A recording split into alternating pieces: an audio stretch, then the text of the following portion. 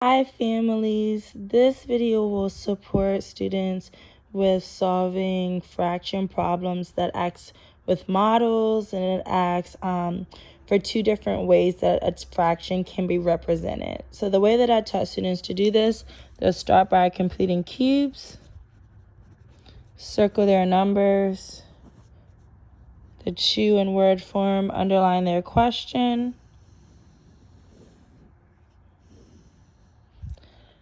The key word here is that there's two different ones. So you can box two.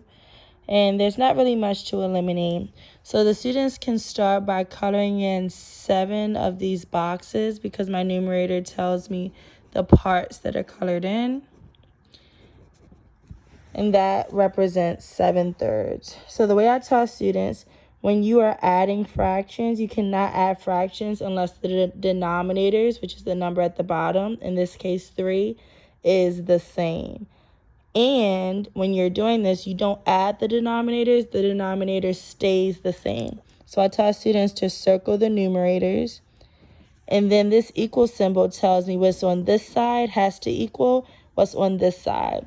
And the tricky part of this problem that a lot of students get messed up on, the question asks which one of these gives you two different ways, so this side and this side, but it has to equal 7/3. So you're going to see there's a couple trick answers. So I know 4 plus 1 is 5. My denominator of 3 does not change. That's on this side. And then I have 5 plus 2 is 7. My denominator of 3 does not change. So 5/3 does not equal 7/3, so I know this is wrong. Next, B. I know 7 plus 1 is 8. Again, my denominator doesn't change. I know 5 plus 2 is 7. My denominator doesn't change. So students should not be getting confused. They have to know that what's on one side has to equal what's on the other side. So even though this is 7/3, these fractions aren't 7/3, so there's no way it could be correct. Next, I'm going to try answer choice C. I know 5 plus 2 is 7. My denominator doesn't change.